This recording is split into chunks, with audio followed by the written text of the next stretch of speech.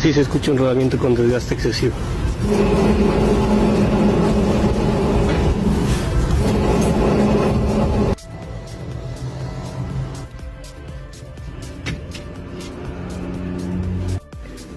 Ahí sacamos del seguro.